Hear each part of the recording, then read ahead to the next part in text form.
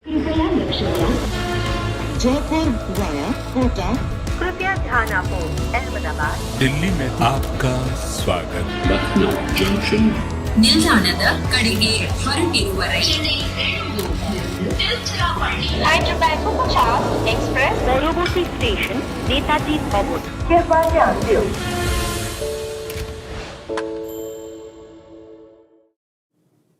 Well, history is written all over this day. The endless amount of records, the maximum run score in the IPL, the highest target of the IPL, the highest target at the 10-over point where both teams got the maximum runs, the quickest 100 of MI.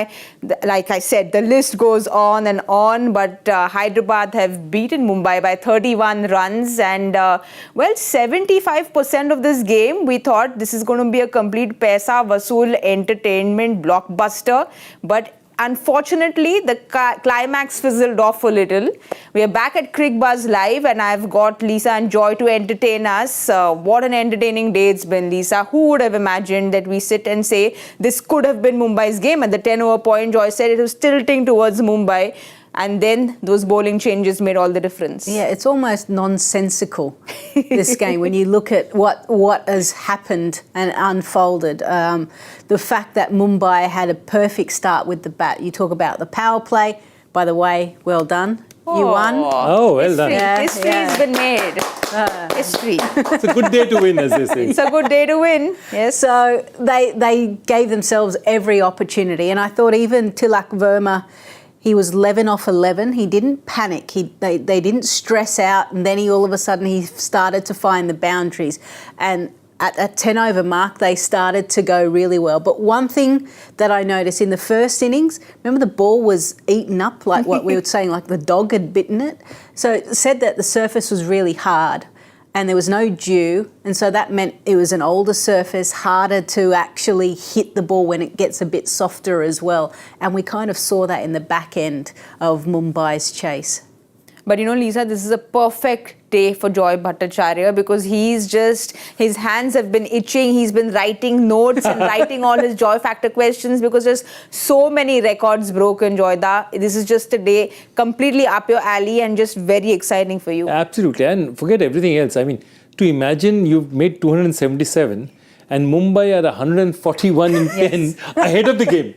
At that point in time, they're ahead of the game. So it's ridiculous. So I was just looking at the total number of sixes hit. So 38 six-overs, more than 6 overs of sixes have been hit. Just 38 sixes. And Mumbai has actually hit more sixes. Wow. Mumbai has hit 20 sixes to 18 for Hyderabad. So it's an absolutely amazing game. And I think she's absolutely right. The game changed when the ball just grew a bit softer. And that's what we were thinking about it, that where did the game change? In that 12th or 13th over when Bhuvaneshwar comes back and bowls that 5-run over to Hardik Pandya. And if you see, that's where it dies. The 11 Between to 15, 11 to 15 is where it died. And they just could not recover after that. And that 11 to 15, look, 8.8 would be respectable under any other circumstances, not when you're chasing 277. And I think that over... First thing, the moment they bowled that over, they knew that, okay, if you take pace off the ball, so all the bowlers, after that, Unadkat, Cummins, they bowled beautifully. They just took pace off and just kept hitting the pitch. Unadkat is famous. They're called Katori balls. He hits the pitch and it sort of sits up like that. But it's really difficult to time. And after that, it was a masterclass in slow bowling. And the interesting thing that they did was Umran Malik. You have a really good fast bowler, the fastest bowler. They didn't bring him back later. Because they said with this pitch, if you have pace on the ball, you're going to go. So you're better off. He bowled a spinner when it seemed that perhaps he's taking a bit of a risk by doing it, but it paid off for them. But Lisa, you were talking about the ball getting softer because in the initial part of the innings when Rohit and Ishan were hitting it all across the park, Bhuvi was trying to bowl the slower ones, but he was just getting whacked across the park. So what actually happened after the 13th over? Yeah, so when the ball's hard and you still take pace off, it still just kisses the surface and goes nicely. But when it's a little bit softer, it actually just grips and holds a bit more. So therefore, it's not just stand and deliver, which is what happened for 30 overs of that match. There was stand and deliver. The bowlers tried everything. Whatever they served up, it was getting hit. But then because the pitch was 30 overs old, there was no dew. So dew, the water, the moisture just sits on the top. So then it allows the ball to again kiss off the skid off the surface. That didn't happen. So now the ball just stops a little bit slower. So their timing is out. They have to sit and wait a little bit longer, and that's where the bowlers can be really clever. Just to break down that period that we spoke about, the 13th to the 16th over, 4 overs, only 1 boundary hit. 6. Absolutely. 1 6. So you talk about moments or periods or an over sometimes changes the game, but that's literally where Mumbai lost the game, because I think it was a ground and a pitch where the bowlers were just going to get met. But who was clever enough and Hyderabad were able to figure out and unlock the secret just at the key moment. But having said that, like I said, 75% of the game, we had our fingernails here because Mumbai was, like you said, on target, if not even better at the 10-over point. So we have to give credit to the batters because up until the 13th over, I'd say it almost felt like Mumbai could get this. Yeah, I think what happened was also, if you're in there, even the ball's getting a bit slow, you're adjusting with the ball. So you're getting used to the ball getting a bit slower. But if you notice, Naman and Tilak got out almost immediately next to each other. So what happened was Hardik had to come in, and then Hardik took a bit of time to trying to time the ball. Then Tim David came in. By the time Tim David started timing the ball, it was almost over. It was 18 or 19? I don't want to be the devil's advocate again, but we see 42 of 22 is what Tim David did, and then we go back to, should Tim David have come before Hardik? We had this whole discussion about no, Hardik should be coming up, but with the way Tim David wanted to finish things off, you never know. It looked like it was his day. I think Tim David is almost like an Andre Russell. It's actually how many overs do we want them to bat for? It's not the number. I think in T20 cricket, and as fans, we need to learn that it's not the number. It's we want them to bat for this amount of overs because this is where they'll have the biggest impact in the game. So I think it's about right. Tim David is the finisher. He's paid a lot of money to finish it off in almost 5 to 6 overs maximum, and probably even less. Whereas Hardik, we spoke about the numbers of him batting at 4. Maybe he could have got the job done. He didn't get it done tonight. So more pressure on him. Lisa, we'll have a look at the batting card again because if I remember correctly, you said you should look out for Namandeep and Namandir, and he was very, very impressive. But even Tilak Verma, Joyda, just to see 2 youngsters doing so well, the pressure on Ishan Kishan was there, but he came out 34 of 13. Rohit looked very good, but couldn't convert it to anything bigger. I mean, that's so interesting that the real headache they're going to have is what happens when Surya comes back, because Namandeep's done nothing at this point in time to say that he deserves to be dropped. He's played the game, he's played every situation according to the way the situation needs to be played.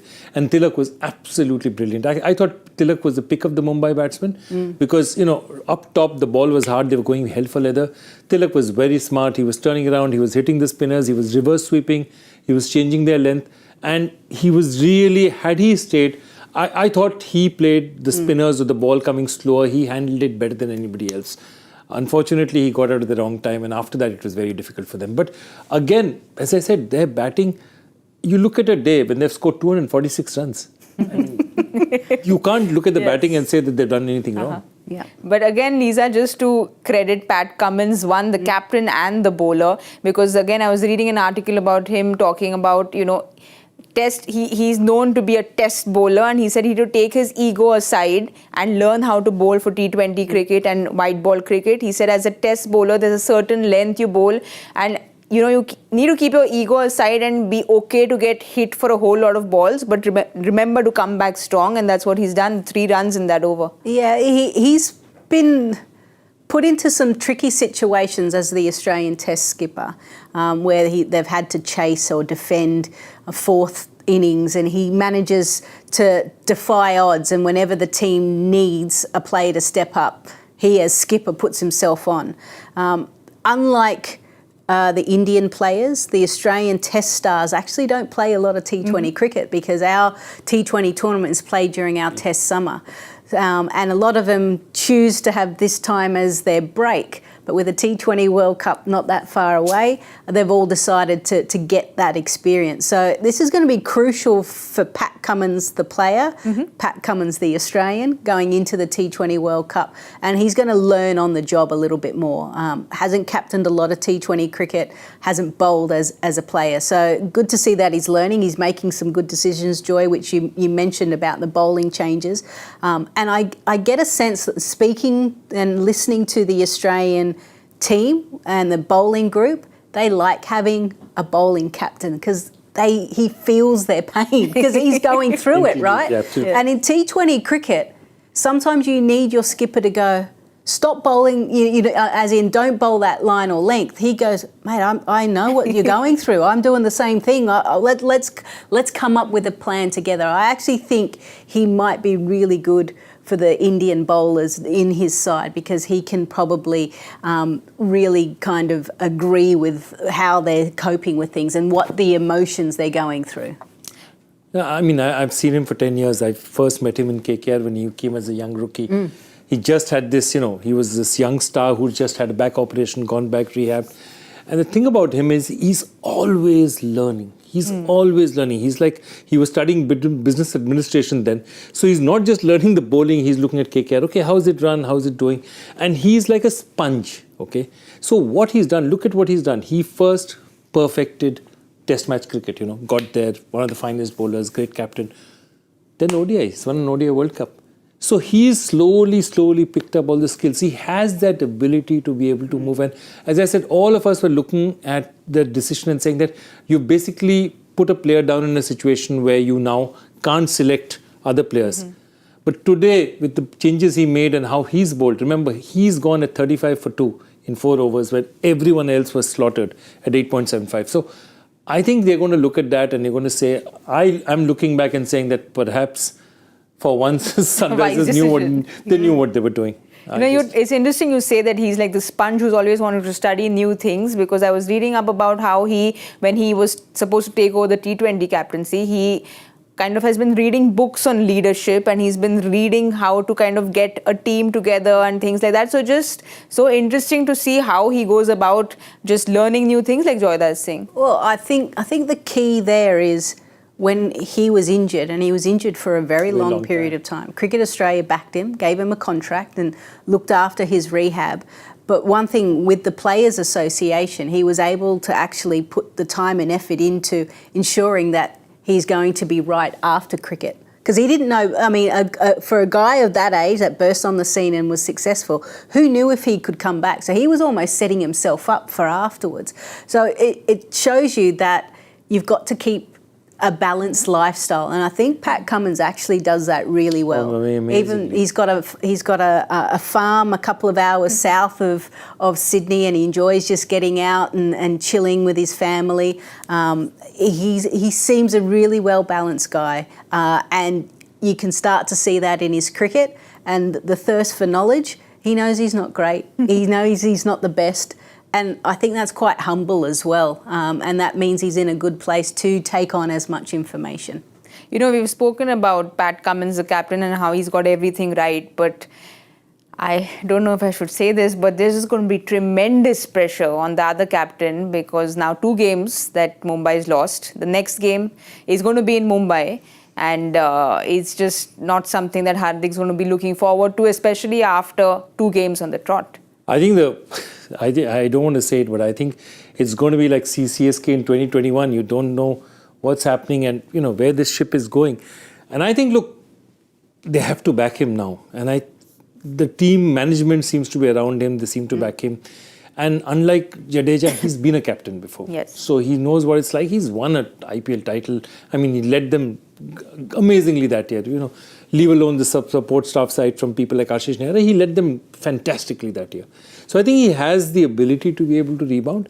It's a tough pitch though for him because the sympathy is clearly not on his side. And I think that makes it more difficult. So these are going to be difficult days. But I mean, if Hardik is the player that Mumbai has played so much for and they think he's worth it, it's a good time to prove it.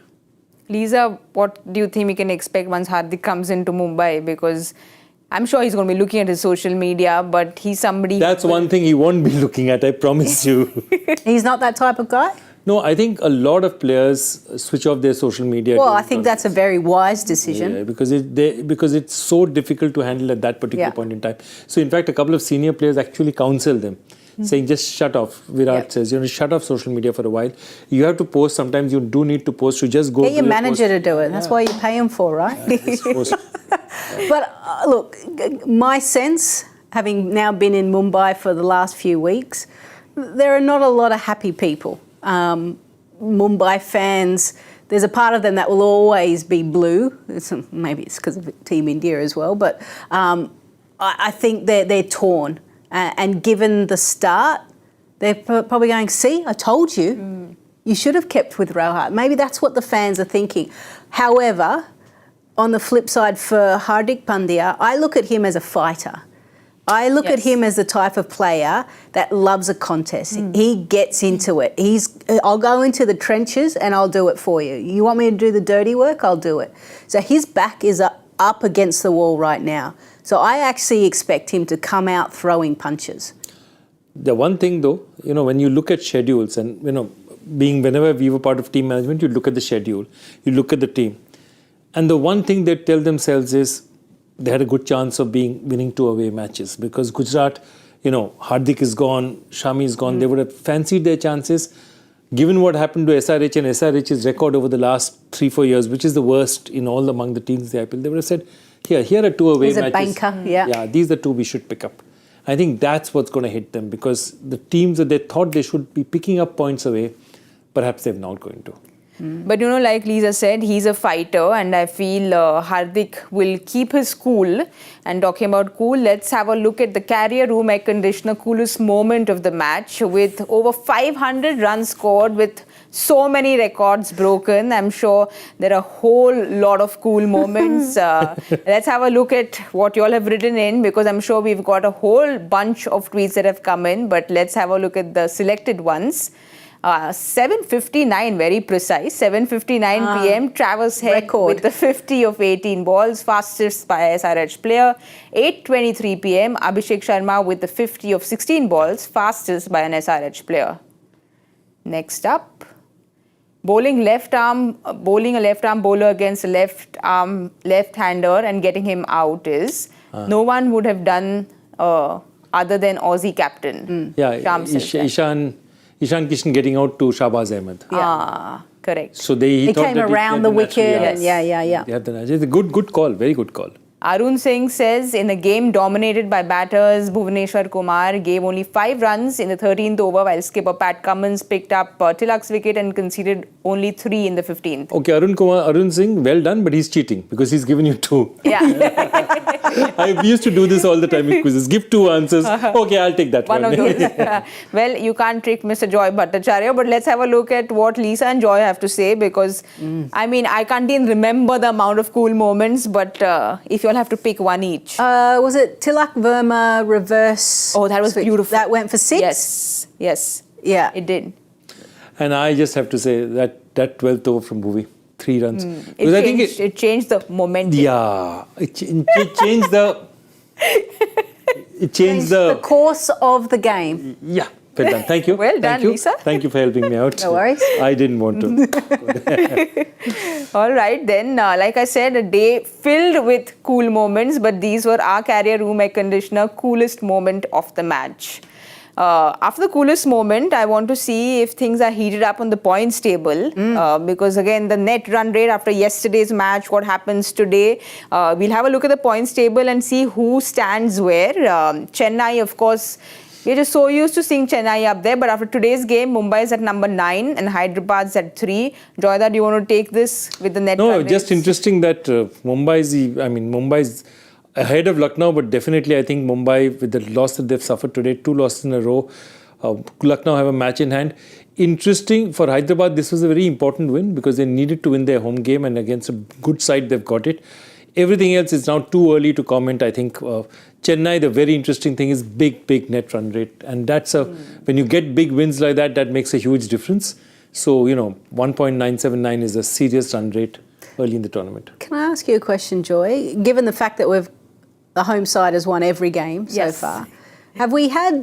Has this IPL allowed teams to get together in their home base a little bit earlier and some of the internationals to fly in? No, yes, it has. It Yeah, has. I feel like that's- Yeah, that's made a difference. The other is, if you remember, last 2-3 times the IPL, because of COVID or various We're in, reasons, yeah. were being played in clumps. Yeah. They were going to one venue and playing. So that home venue advantage had completely dissipated. Yeah. I think last year you had some amount of home venues. This year you've had home venues, and you had a longer season, test season before. So, a lot of players playing in India, therefore, a lot more time. Yeah. What's going to be interesting is that the next part of the schedule is obviously built in mind, bearing in mind the elections. And I think that's going to mean that teams are going to have 4-5 match away stints Yep. and 4-5 match home stints. And those runs are going to be very, very important Yeah, because, yeah. you go away and you lose 4 in a row, Yeah. things could change totally. Yeah. But 8th game and 8th win at home. So I don't know if this is also, is it? It could be a record. It could be a record. I don't remember it, at least in the past. There haven't been too many home games in 20 and 21.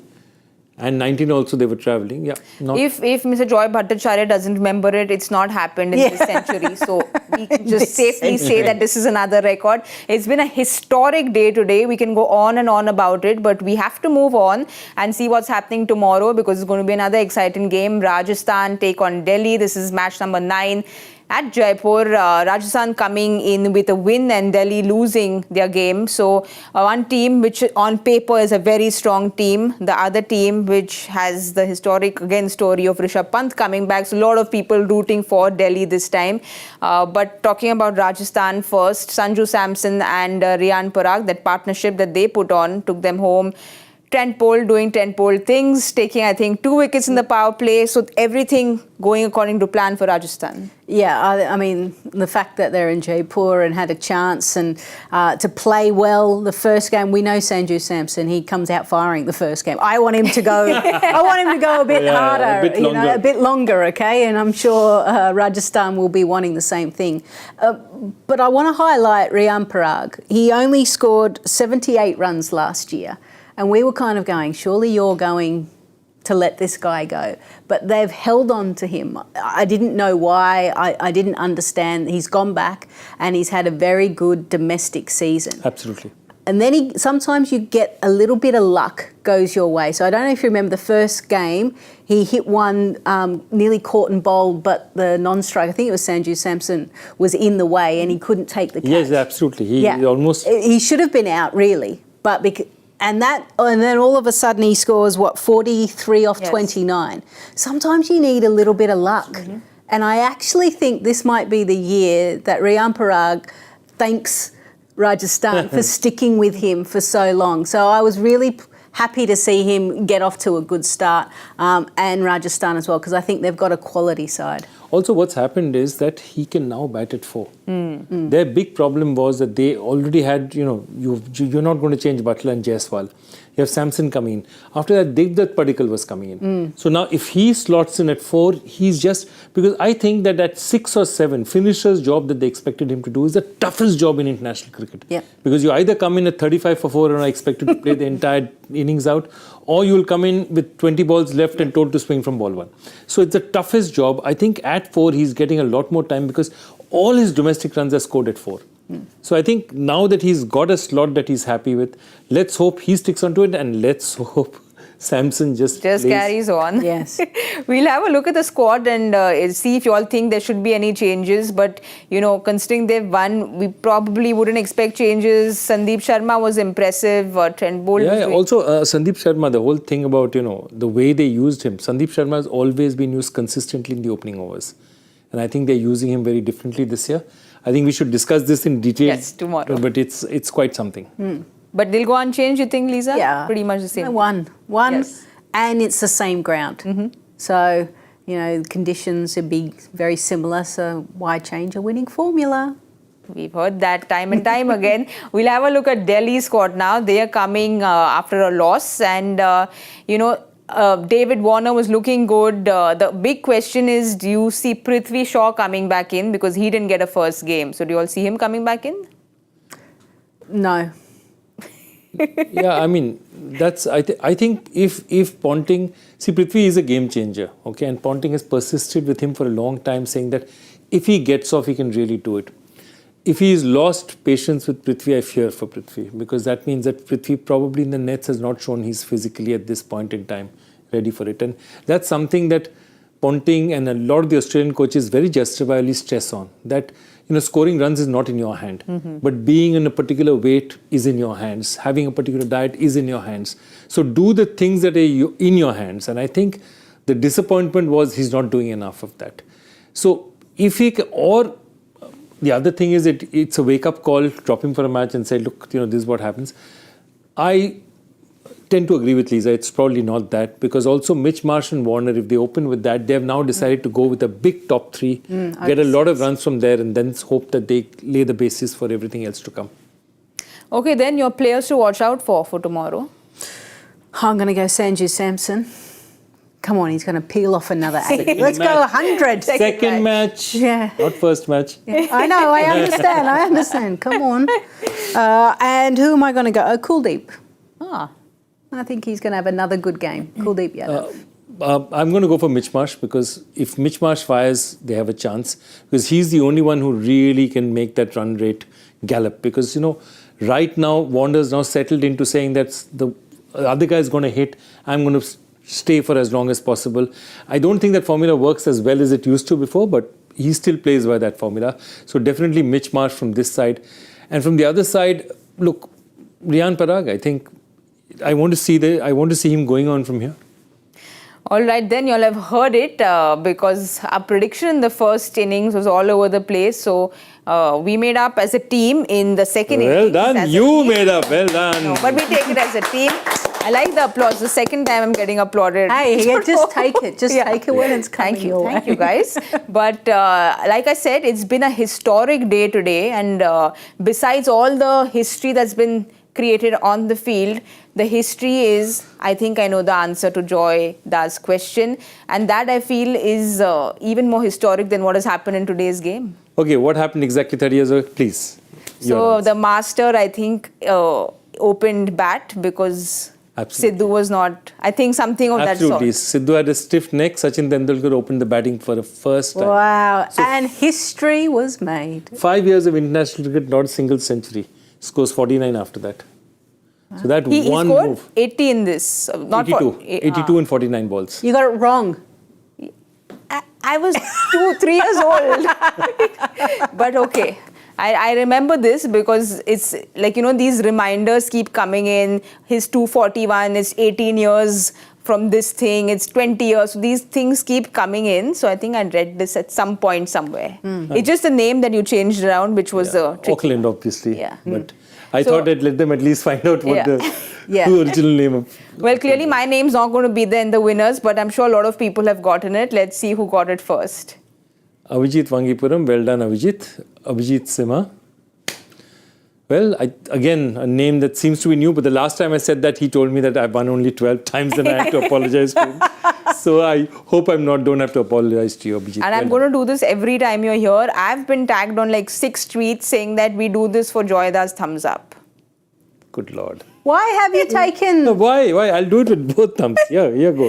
There you go. There you go. For a match like that, 2 thumbs up. 100%. Yes. Well, it's been a day where we look back and say we were in the studio, and it's one of those days where we look back and say we were there, not live at the ground, but live in the studio. This is our home, our second home. Like I said, has your homecoming been good? Absolutely. My homecoming has been superb. Yes. Thanks to the great company and the great match. Well, good luck tomorrow. We're not there, and will you have a great match? This company won't be there, but I'm sure we will have a great game. Thank you so much for joining in on this historic day. Thank you, Lisa. Thank you, Joyda. And thank you to everyone who's been watching. Don't forget to join us tomorrow at 7 p.m. That's all we have time for right now because it's been a tiring day. It feels like we were out there batting. So we're going to go sleep and see you all tomorrow at 7. Good night and goodbye. Jaipur via Kota. कृपया ध्यान आपको अहमदाबाद दिल्ली में आपका स्वागत ನಿಲ್ದಾಣದ ಕಡೆಗೆ ಹೊರಟಿರುವರೆ Tiruchirappalli हाइड्रोबैको 50 express পরবর্তী station Netaji ভবন। कृपया ध्यान दें